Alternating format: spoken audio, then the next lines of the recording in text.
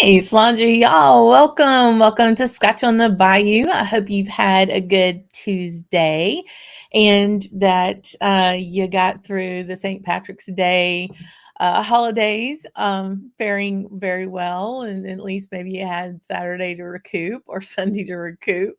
But yeah, welcome everybody. It's great to see folks in. It's going to be a fun little show, just kind of one of those where we just kind of sit back and maybe overanalyze a couple of drams and just enjoy chat amongst ourselves and enjoy the evening. Want to see who all is here. Oh, we got Kathy is in. Looking forward to tonight. Yes, we all are. So only had one Deanston. Oh, fun. Well, I'm glad this is going to be of interest to you because there's quite a few of us that are big fans of this distillery. I think you'll be interested in seeing that. Kenny Joe's in. Awesome. Thanks for being here and being a member of the Camp Drammers. I appreciate that so much and all your comments. Whiskey Franco is in. Hey, Martin, how are you? Good morning. Get me drams. Getting your drams all lined up and ready to go. Awesome. Yeah, I'm guessing people are going to be drinking Deanston's. You can drink, of course, everything, whatever you have. And Mike is in. Hey, friend. And this one, who I get to see next weekend. I'm super stoked about that. Jennifer, she's a big reason for something I'll talk about in a little bit. But we have so many things planned. I don't know that we can get them all done in 3 days or 2.5 days, as it may be. But we're going to have some fun and no one's going to have to call for bail money. I promise. I promise. I know what's the fun in that, right? Hey, Barter's in. Hey, Robert, good to see you. So, listen, folks, do y'all know that he has a YouTube channel? I need you to know this. So Robert Barter Hordes actually reviews books, but he's got this really cool and I have a link. Let me grab it real quick with no glasses. He's been doing a March malt madness. Just kind of quick shot. And I'm gonna put that in the chat right there. Go check out his series. I'm gonna binge watch it actually over the weekend and just kind of go through and see what all he's been pairing up. But check his channel out, especially if you like to read. Oh my gosh, the wealth of reviews and commentary he has on books. It is amazing. I just love how we have all this collective talent in our group. It's fantastic. But yeah, so hey, and Jimmy Jazz is here, another fabulous person. I don't know if y'all find follow him on Instagram, but he had a he had a big tasting of 18-year-old expressions. But when I first read it, it sounded like he had a bunch of 18-year-olds over. I was like, wait a minute, I know Jimmy's not going to do that. I need to reread that very carefully. And me out to you, Sugar Kitty. Thanks for being here as always. I really do appreciate it. Yeah. Oh, Whiskey Franco has been to Talnua. Oh wow. Oh, I bet they did have a party there. Big time, big time. Beautiful whiskey. I really have enjoyed that. I really have. Um, so you are okay. So it was kismet, right? Serendipity. So you're going to have the Deanston 12 in your matchup tomorrow on your Malt Madness. That's awesome. That's fantastic. Really cool. Really cool. And then this guy. So I'm plugging another one here. Daniel, happy Tuesday to you too. He's gearing up to go back over to the motherland pretty soon. And what do you do with all those samples? If you want to get in a big project, he's also another YouTuber. Been doing this a lot longer than any of us, any of me for sure. I'm going to put that one in the chat as well. And let me see if that works. Ugh, okay.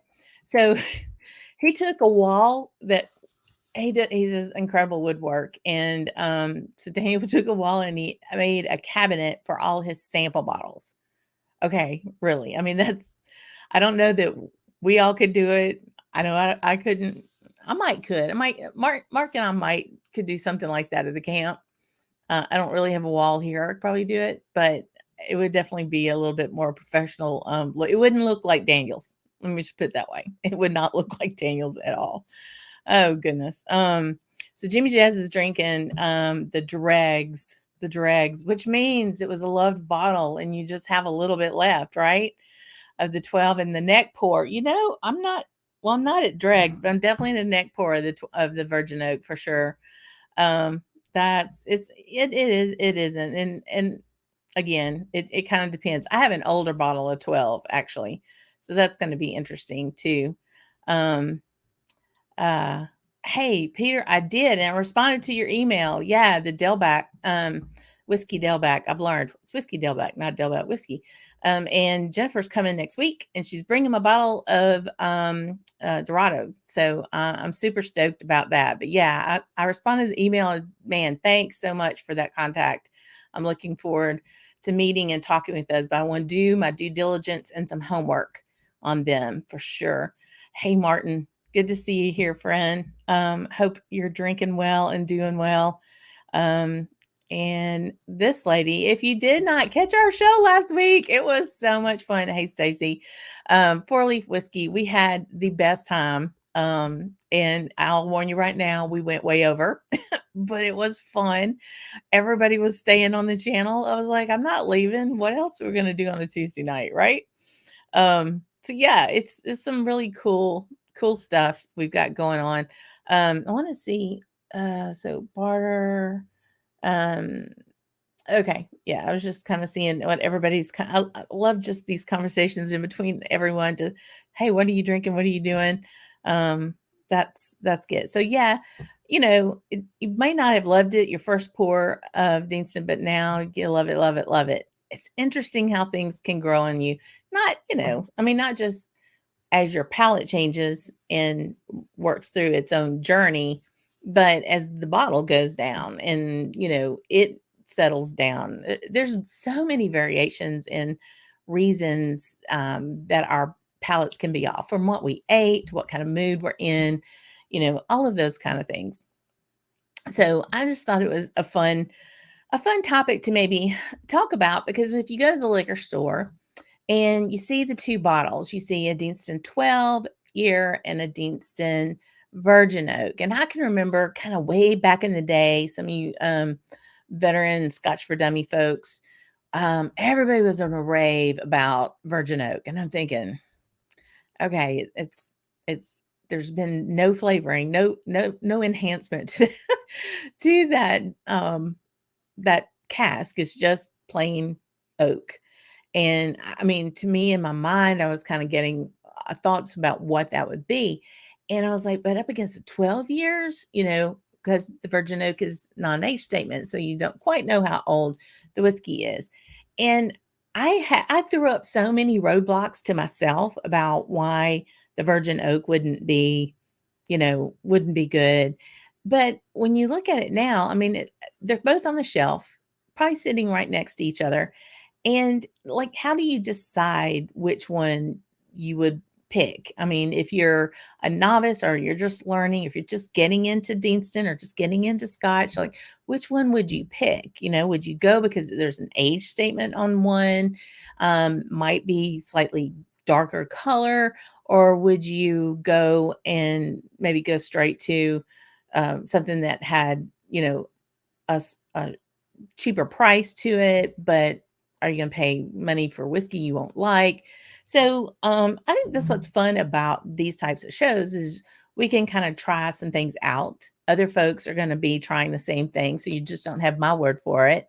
And you can have an insight to other people's experiences, just like Robert Barter Horse was talking about the first time. It was like, yeah, what's all this?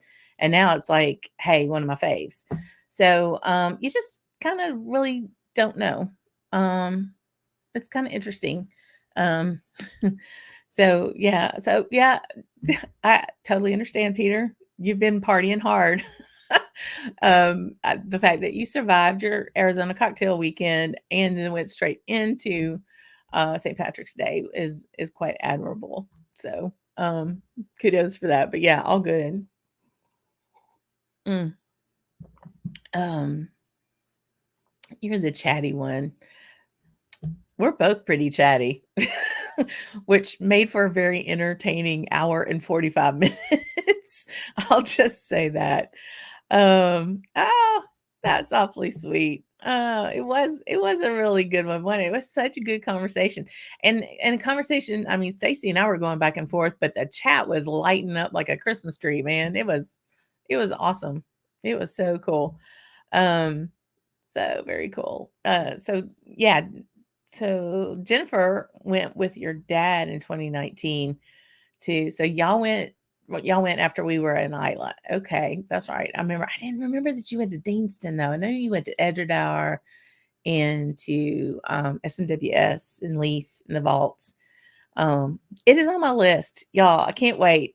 Plans are still formulating for my trip, and I'm starting to get all the distillery lists down, which is going to be pretty exciting. Yeah, big time. So here's another expression. Yeah, the Deanston 15-year organic. Yeah, about 3 years.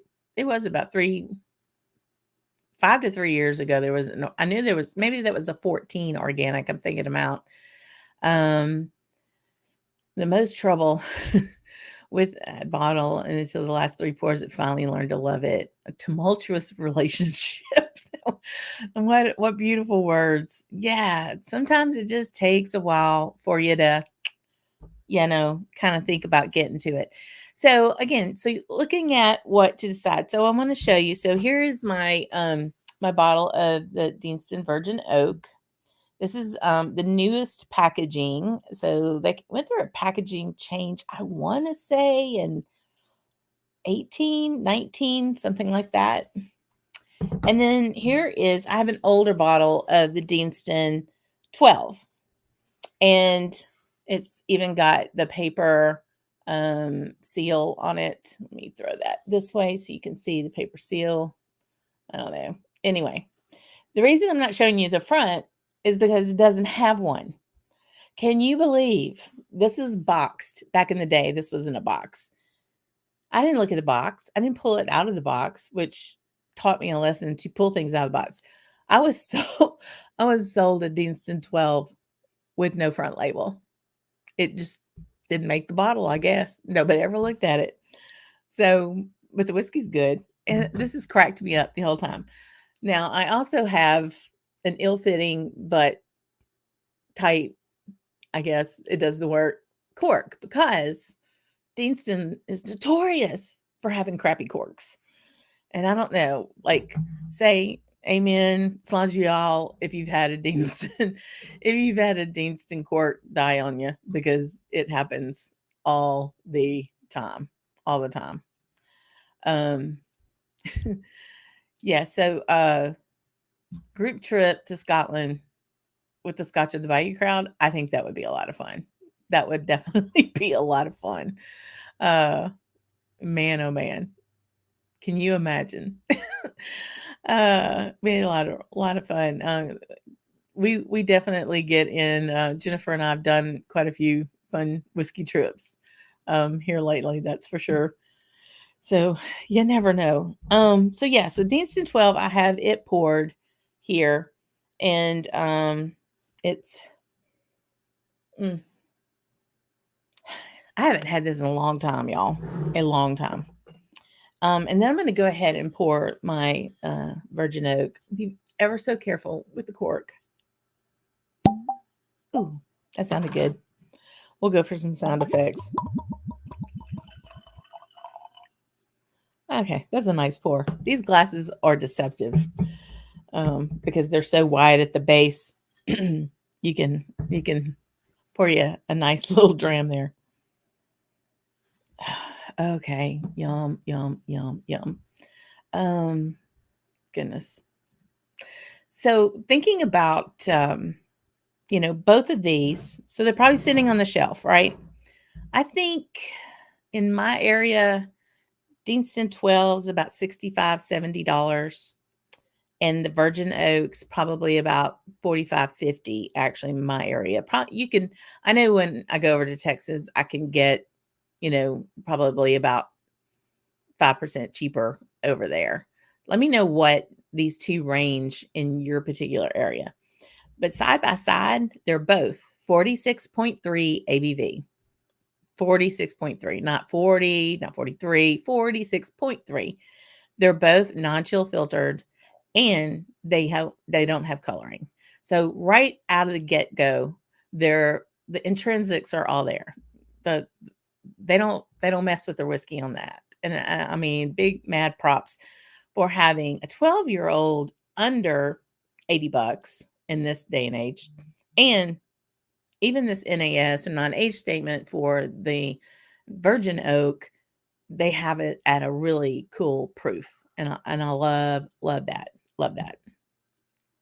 Let me catch up.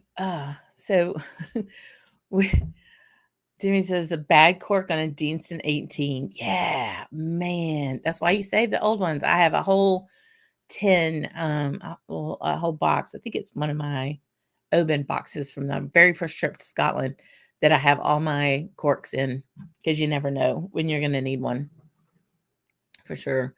Oh, did it come through? The glug, glug, glug, glug, glug. I love it. Yay. Oh, I just love how everybody's just talking amongst yourselves, I love it. And I saw George come in. Hey, George, last bad cork I had was an older Octomore. Okay. Oh man. Yeah, I mean, it is a natural material. I mean, there's some that are using the kind of I would say like fake, or that fibrous, porous, fibrous kind of synthetic material, which I'm not crazy about. I mean, it does the job, so that's okay. So Bort says that the Deanston's not available in North Carolina, but you got the virgin oak in New Hampshire, and the 12 in Chicago. Well, hey, how about New Hampshire and no taxes on their liquor? That in of itself is a reason to go with an empty suitcase and visit that lovely state. So Whiskey Franco says Deanston, Colorado, 60 to 70 on the 12, 40 to 50 on the virgin oak. So that seems about right. Yeah. Oh, goodness. Interesting. So on the 12, so this is an older bottling. It's not the most recent types of bottling. It's been open a little while, though really tightly sealed. And the 12 is matured in straight ex bourbon barrels for the entire 12 years. So no finishing. It is that. And the nose on it compared to the virgin oak. Well, I'll tell you what, let's just start off and we'll look at color. They're real close. Even in the graphic, they were very close. So close, I'm going to make sure I know which is which real quick. Okay, we're going to stick that one there and this one here. So this is the 12. And on the nose, it's much more. Okay, my brain, I have to move these left. So I've got virgin oak and 12, but the bottles were backwards. So now I'm good. Little OCD there. So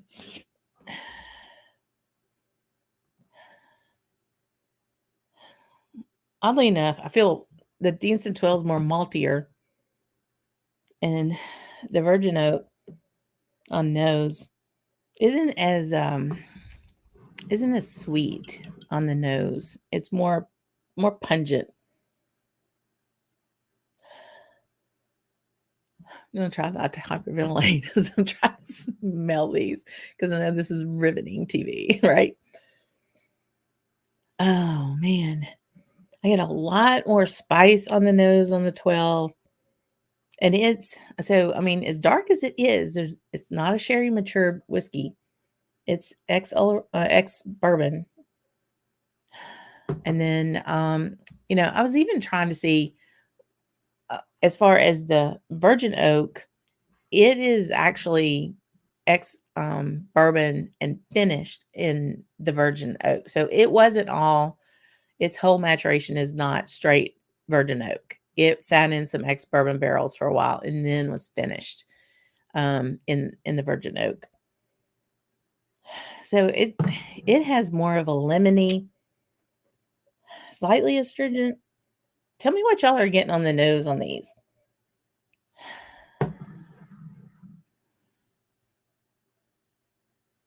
It's like I want to go in for a taste, but just not quite yet. Yeah, the virgin oak to me is much brighter. The 12 is more, I wouldn't say complex smell, but it's a deeper, richer smell, aromas, and definitely sweeter on the nose. I'm getting more of the vanilla kind of, not really orange. Not like I got lemon on the virgin oak. Interesting. Okay, let me go ahead. I want to see what everybody's saying. What's everybody saying? What's everybody saying? um. So Martin says the only bad quart you've had was an older Aaron bottling. Yeah, knock on wood, friend. Do that, man. If that's the only one you've had, knock on cork. Exactly. um. Gee whiz. Ah, goodness. Yeah. So oh, I'm sure it was a beautiful. Oh, that's right. It was the Christmas one. We did have virgin oak in the advent calendar, didn't we? So the 12 seems more complex than a straight ex bourbon maturation. Very impressive. Yeah. So my thoughts on bourbon matured whiskey is like that's to me, and I feel like I've said this a million times, but to me that's quintessential Scotch. That's the center bar. That's like the gold standard of Scotch is ex bourbon matured. And then you go off into the different tangents of other maturation. So into sherries and wines and rye and just any of the other kind of accoutrements that you want to add um, onto those maturations. But anytime I get really into peat and I need to reset my palate, I come back and it's a Deanston 12. It's an Old Pulteney 12. It's a Klein Leash 14. I mean, I'm right in that center mark of bourbon matured to really kind of get me back to home, if you will. So this is the 12. Going for the taste. I mean, it's 46.3. Now, granted, I didn't do a warm up dram, and I probably should have, but it tastes every bit of the 46 and then some. Sweet up front, big time. More like somewhat of a fresh fruit, but not real bright. But not like a heavy stewed fruit, but like an apple or pear, um, with a good bit of honey. Getting a lot of vanillins and honey off of that palate. For me, more on the finish, the honey comes out. Mm, mm, mm. Interesting. Yes, New Hampshire is a lot of fun, Kathy. It's a beautiful place. I mean, and it's very, I mean, you can just, jump over to Vermont and get you some Ben and Jerry's while you're at it. It is all there. So Whiskey Francos is I've been drinking a ton of American single malts and done in Virginia white oak lately. Need to revisit some of the virgin. See, I don't have my glasses on. Done the American single malts were done in virgin oak. I gotcha. And need to revisit those on the Scotch side of the world. Yeah, and there's a couple different ones out there. I'd be interested to see like which of the American single malts because I'm starting to collect those to do like really hammer on those this year on reviews. We'll be starting those up. Actually, got a couple things cooking. I'm excited about. And Mike says he only had the 12 so far, and you do have the virgin oak on the shelf. Wasn't a fan of the 12, so he went back and it became an awesome dram. I think it just needs its due. I think it needs a little air, you know, like it's a little, when you open the bottle, it's just like, "Oh, I got to get up out of here for a little bit." And I think it just needs to air out a little and just kind of like come into its own. Um, yeah, it's interesting because I've had this in blind tastes, and as much as I've had it, you would figure I could ping it right away. It always surprises me on how spicy it is on the back end and how much a little bit of heat there is on the finish. And I forget that, like if I'm doing a blind, because I just think about that front end sweetness and, just kind of a bit of a depth on the front end. I get that sourdough malty kind of bit. It's not a dryness, not like a sherry finish or anything like that on the finish, but it's more it's just kind of like the smell and the taste is like sourdough starter to me, if that makes sense. If any bakers, any bread folk out there that know what I'm talking about. So yeah, so okay, now I wanna taste the virgin oak. I'm gonna wait on that for a minute. I wanna get back over here. Um so Kathy said that, Barter's talking that you the people I'm assuming in New Hampshire laughed at you that you drove 700 miles to visit their store.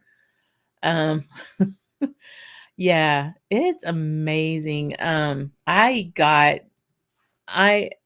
Friends of ours had to get out of Louisiana in the summer because it was so dang hot, and they rented a place in Vermont for a couple of months and said, "Hey, come up for a week." So a friend and she and I went up there, went into Boston, and I'm driving and I just see, I was kind of early in my whiskey journey because I wish I had had this bottle back. Like, I don't think I appreciated the bottle I bought when I bought it at the time that I was in my whiskey journey, but there are lots of bottles out there.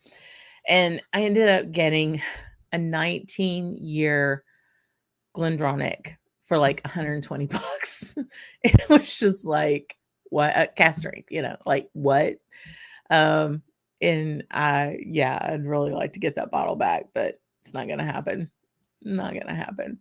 Um, let's see. Da, da, da. I just love how Robert and and Jennifer are making plans for Scotland. Just everybody, let's go. I'm just ready. Um, so yeah, good point on this is an SMWS Deanston. I'm trying to remember which ones of those I might have had, but I feel bad, George, if there was one in the advent calendar that I don't remember. Um, but there's just so many. Hey, Katie, good to see you. I'm gonna get to see you next week too, I think, huh? Um, that's awesome. Yay, thanks for being here. Yay, we're having so much fun. Let me know if you're drinking Deanston tonight, Katie. Um, lots of really cool things out there on SMWS right now. Mm. Oh goodness. Yeah, so it's just a perennial favorite, that Deanston 12. They have their core range is the Virgin Oak, the 12, and the 18. And then they have this NAS Kentucky cask version. And I have not had that. Heard not great things about it, but I think it's their lower level to compete with um, a mixer type thing. I'm not sure, but if anybody's had that Kentucky cask, let me know. Let me know what that one's like, because I don't recall that one, and I find it kind of ironic because all the 12 is in ex bourbon, so isn't it a Kentucky cask too? I don't know. Interesting. thinking that the distillery itself, it's very close to Glasgow. Well, it's kind of in between Glasgow and Edinburgh. Pretty easy to get to. Just kind of some stats on the distillery itself before we get into the virgin oak. They had the Porteous mill, probably the same one they've had forever because those things do not break. They run a 10.5 ton traditional open stainless steel mash tun. And so that's pretty interesting. Well, first of all, so Deanston itself is in a very much of a block type building. To me, it's very industrial looking. And it was actually a cotton mill back in the day. And well, I mean, it was a cotton mill, but they actually made fabric there too, as well. And people just kind of lived there and worked there, and they had the company store, and that evolved, closed down, and moved around. They even had, I believe, a water mill as part of the generation of power, because of the river teeth. It's right there, I believe, next to it. Absolutely beautiful. Jennifer said that she and her dad went in 2019, had a really great tour. So I'm stoked about putting that on my list. So yeah, 10.5 ton open stainless steel mash tun. And then they have 8 stainless steel washbacks. And interesting enough about that, 4 of them have a stainless steel top, and 4 of them have the wooden, we got a little bug in here, have a wooden top on the washback. So that's interesting to me.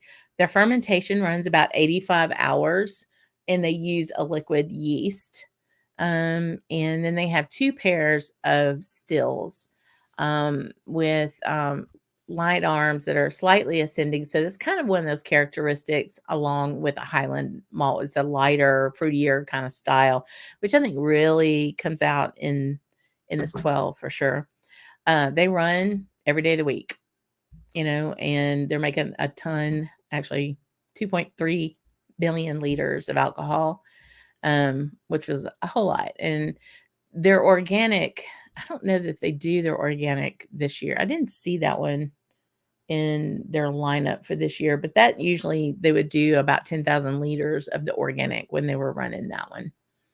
So interesting. But there are lots of favorites. So the 12 was up as like the best entry level or best value whiskey, I think it was, for the Oswas. So again,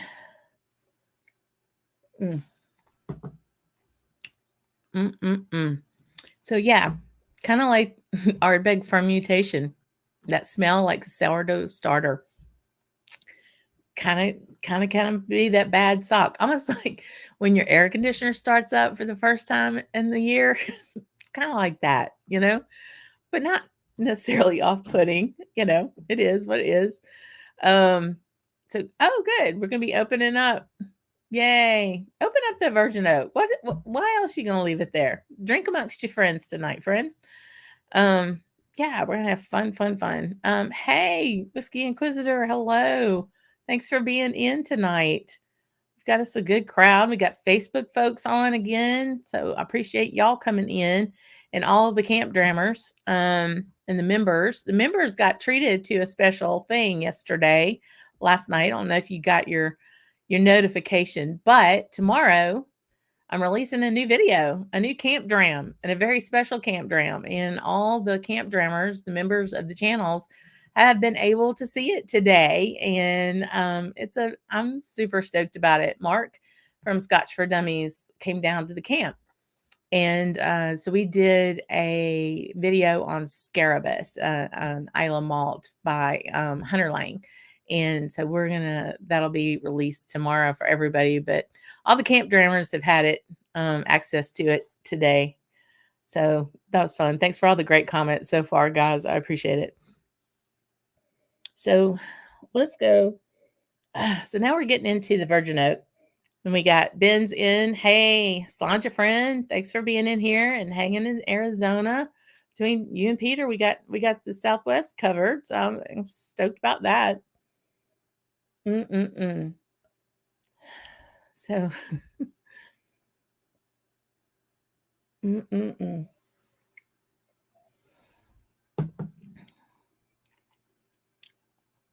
So virgin oak is very different than the 12, but it's very good. Y'all, I think this is a mood thing. I'm just going to call it right now. And again, when I first heard about this, because I was like, oh, I like a Deanston 12. Yes, I like, because, it was 12 years old. What the hell did I know at the time? I don't know that I know a whole lot now, but I try. I try to be more open minded. But back then, it's like a $45 bottle and it's virgin oak. It didn't have any of the, that sweet bourbon in it ahead of time. Is it just going to taste like I'm drinking a liquid 2x4? It's like, what am I going to be drinking here? And again, on the nose, on the virgin oak, it's brighter. There's a slightly sweet compared to the 12 on the nose. 12 on the nose is much sweeter. Slightly astringent, a little grassy.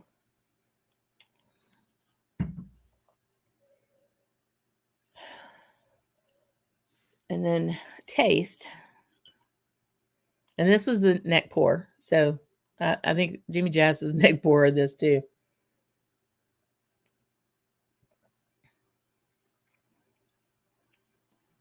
A muted sweetness, not near as hot. They're both 46.3. They're both 46.3. Same ABV. The 12 drinks much hotter than the virgin oak.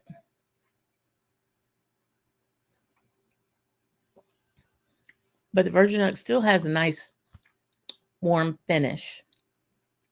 Almost goes, so the sweetness on this is much, it's not as honey and it's not as fruity. It's almost a little bit more of a confectioner sugar to me. Interesting. Tell me what y'all are getting on this. So I don't know if I'm like, and again, everybody's palate's different, but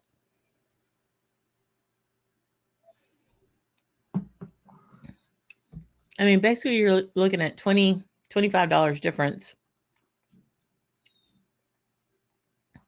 And they're appreciable for that. I think the 12 is definitely a little bit more complex on the flavoring. I say it didn't get hot to the end. It's getting a little warm now. Virgin oak is kind of, the finish is building a little bit on this, I think. Interesting.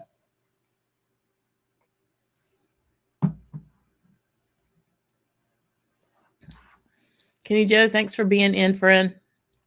Appreciate it. And Ben, you're driving, so be careful. Don't respond. You know that we're all happy you're here, and we want you to get where you're going. Goodness. I want to see what else. So yeah. So Katie, I love it when I'm getting to see my whiskey peeps. So actually, Thursday I get to see some of our mutual friend Everwind is going to be in the area for work, so I get to see him on Thursday, and then Jennifer's coming the next weekend and Katie's coming the next weekend. So I get to visit with them. I just love it when my people are around. It's awesome. And we got big birthday plans. Mom's birthday is Friday. Mark's is Monday. So we're having big birthday on Saturday. It's all fun. Hey, Scotch for Dummies, Sean. Hey, friend. Where were you planning on going? Oh, Scotland, I would imagine. Yeah, we need to get you there. We need to get you there for sure. So Distill. So Deanston is owned by Distill, which is a South African company. And they do have, and I'm going to go to all three of them on my trip. Are you hitting all three, Daniel, or one or two of them? But Boona's the top on my list.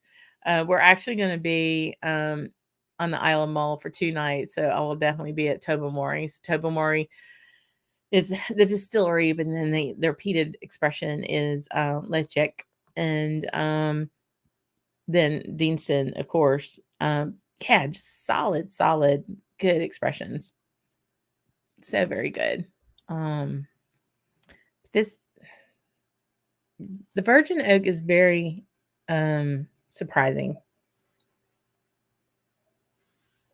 It still surprises me. It's sweeter on the palate than the nose. I'm retracting what I said a while ago about it not sipping hot. It doesn't sip as hot as the 12, but the finish builds. And it's very clean. It's super there's not really an aftertaste. There's a warmth of the finish, but there's not a long lingering finish taste for me. So, I don't know. Tell me what y'all think. Yes. So, Barter got to see the Scotch for Dummies Mark video, and yes, we were at the camp. We were actually at the camp. And it was a little buggy, but it was good. And the reason that was shot back in November, y'all, full disclosure, I thought I lost the film, the whole video. I couldn't find it for the longest. And then I realized I had loaded it on my computer in a place I never should have. And I found it. I was so happy because I was sick. Mark came all the way down to Louisiana. We shot a video and I couldn't find it. So if you're wondering why it's 4 months old, that is why. It was done back in November. But yeah, it is. The big box store has it, and Jennifer's the one who put me onto it because she had it over in Scotland. So, and Mark had never seen it. Yeah, it was really pretty cool. Pretty cool. Goodness gracious. I want to see. So yeah, Wheelhouse. Hey, friend. Oh, dude, are you kidding me? So you found an 18 for $120 the other day. I hope you bought a lottery ticket too. Very nice, but the 20 is still your huckleberry. Oh, Jennifer, meet Wheelhouse. Wheelhouse, meet Jennifer. Y'all can talk about Tombstone for a while. Just talk amongst yourselves. 2 bottles still in the bunker. Yeah, I don't have a 20, but Drew from Scotch for Dummies and I killed a 20 at the Bastards Ball in the vault one year before last. And Rebecca and Doug in our Scotch little group here in town got married week before last, and we all had a dram of 20, Deanston 20, to celebrate with them at their wedding reception. And that was really cool to get all of our people together, which was oddly funny enough.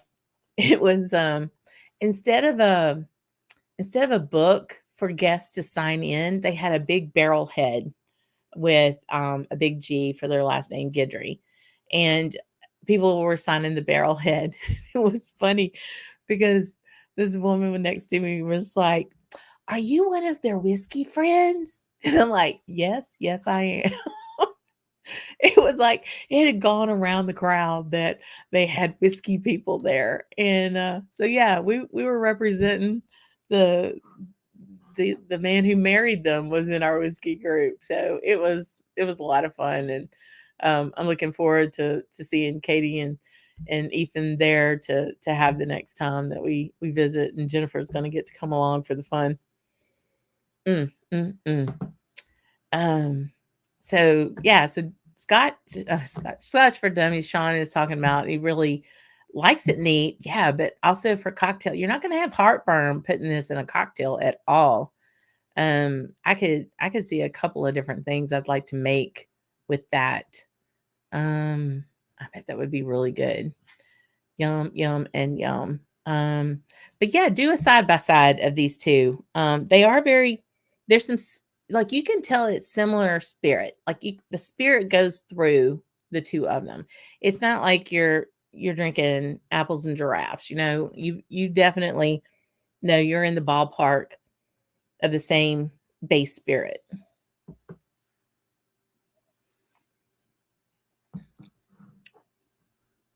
Yeah, I'm getting a lot more sugary kind of sweetness off of the virgin oak as opposed to a fresh fruit off of the 12. Big time, big time. Mm-mm-mm. Um, Goodness gracious. Everybody's having so much fun. So Mull, yeah, let's talk. It's such a beautiful little town, 5 miles from Ardmarken. Yep, just across. Short ferry ride. Got weathered out. Bummer. Yikes.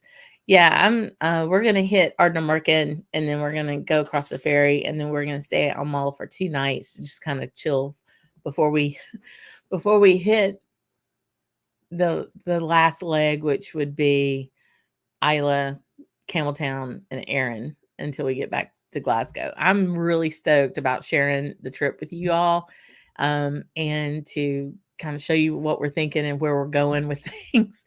It's gonna be a lot of fun. That's for sure.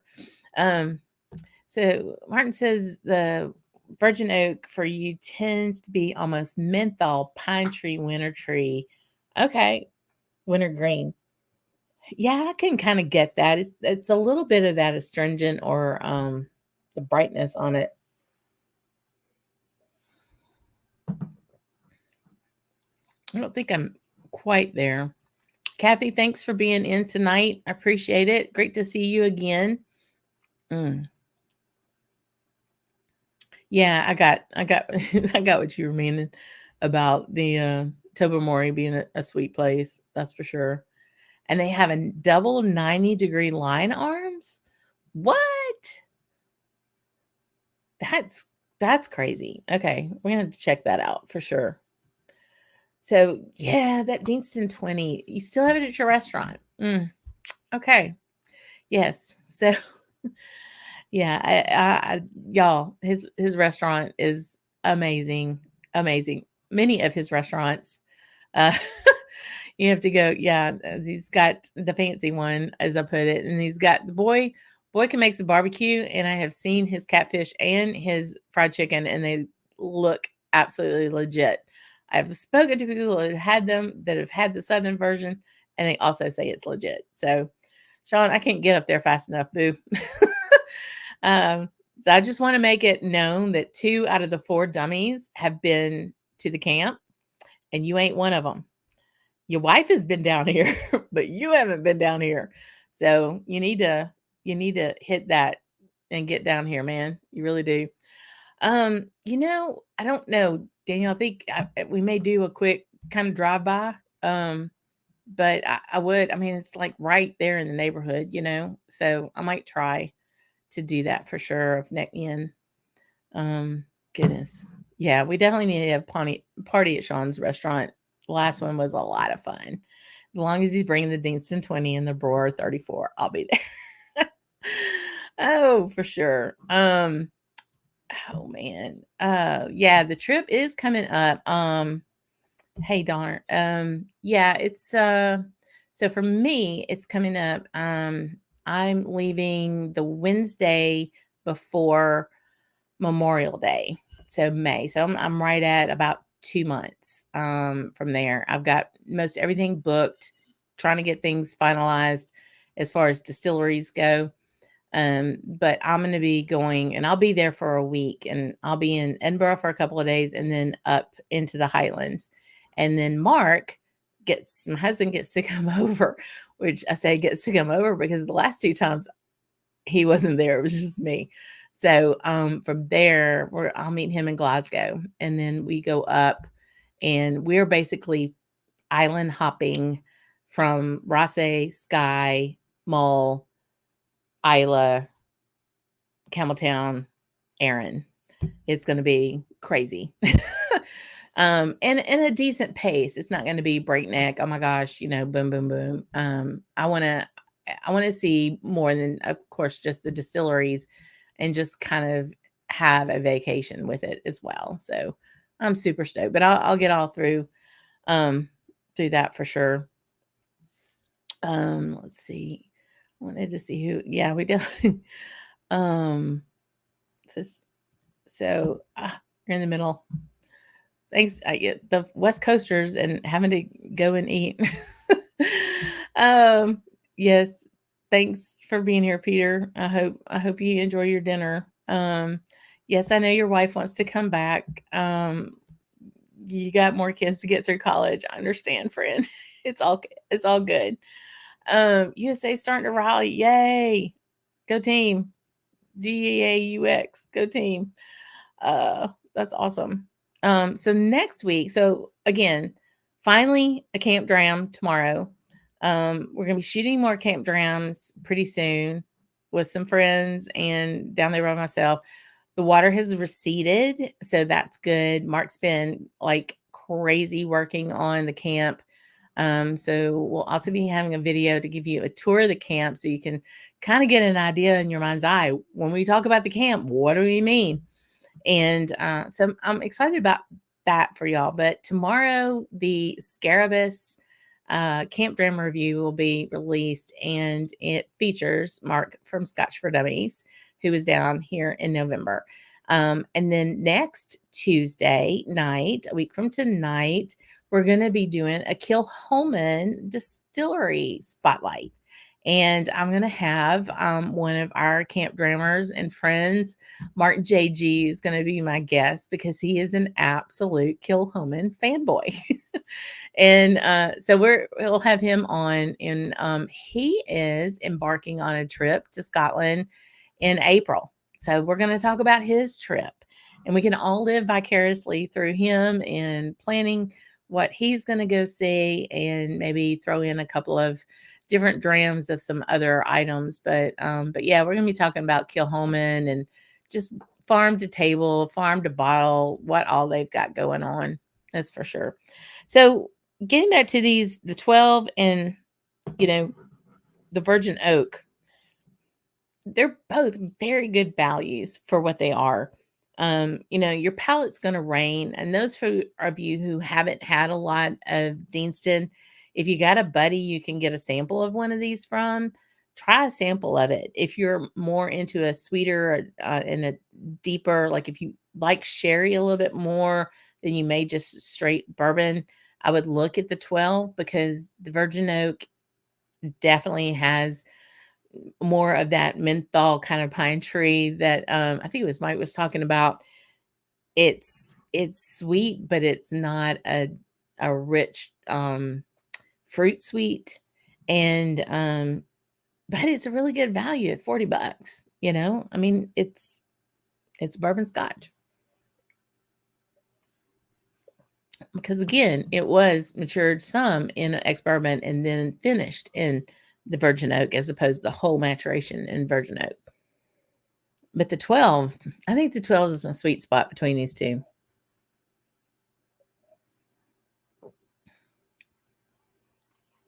I like a lot of spice on the back end, and this one delivers. Surprisingly so. I actually have forgotten. I think that's why it throws me in blinds, because I just think about that front end sweet on these when I really need to remember that back end, the spice on the finish of this. Goodness. Let's see. Mm. So, oh, so we're gonna get some. We're gonna be. I think I will predict some Glen Grant in our future. When you come, then Jennifer has discovered Glen Grant, and she was able to get in on that lottery bottle. So awesome! I'm stoked about that. I have one other SMWS Glen Grant. So we'll try it neck and neck with that for sure. So, oh, good. See, I love this because we're all sharing information, and Daniel has been there. So book the Springbank on a Tuesday, Wednesday, or Thursday. Highly recommended barley to bottle. And then the Cadenhead tasting is nice too. I'll have to go back and see what day we're supposed to be there. But I think that works out, actually. Probably the Thursday. I think we're going to be there on a Thursday for sure. Awesome. I know you've done Springbank School. That's kind of on my list. Maybe one day. We'll see. Oh, that's right. Y'all don't do the spring, you don't spring forward and fall back, not at 115 degree. Yeah, see, but it's a dry heat as opposed to the wet heat, and 20 degrees cooler than that for sure here in the summer. But it's like Manila, I got to tell you. Um, so okay, Robert, the only one you've had is the Makir Bay friend. Oh my goodness. We need to rectify that situation. So Makir Bay is a great bourbon matured, a good, again, it's center. And then from there, they do all these unbelievable finishes. They really do. I mean, even their STR, the shaved toasted and help me out. STR. Re-toasted? No. Shaved, toasted, and oh my gosh, I'm having a brain fart. Anyway, those that is really good, but they have a lot of different wine finishes that are really cool. Different types of sherry, like a Fino sherry or a Manzanilla. If you're into any of those types of sherry finishes and you want some peat and smoke without taking your head off, check out a Kilhoman for sure. I know in your area it might be an issue, but if you're having trouble, send me an email. We'll find a way to get you some different things because it's amazing stuff. It really, really is. Yeah. Okay. So on those particular days, you'll get a lot more production. Yeah, I want to see that. And then Glen Scotia, I love my Scotia for sure. Donner says that he loves Kilhoman. The 100% Isla barley is your favorite and unique from all the other bottles they do. Really, it is. And it's amazing, that they can grow the volume that they need for that. Any of them, even Berclotti, anybody who's doing Isla only barley. It's a small island and the wind is ferocious and it's not easy to grow barley on that island. But they do it, so it's really pretty cool. Um, yeah, yeah. So, Sean, if you don't know, Peter's trying to hook us both up with meeting the folks from Whiskey Delback over in Arizona and their American single malts. So that's pretty excited about that. Um, oh goodness, I'm looking at and everybody. Glen Grant and Tomatin are some of the best tasting value scotches. They really are. I mean, so Jennifer's bringing over the 12. I've got the 15, which I think is solid, especially at a 50% ABV. It's a batch ABV on that one.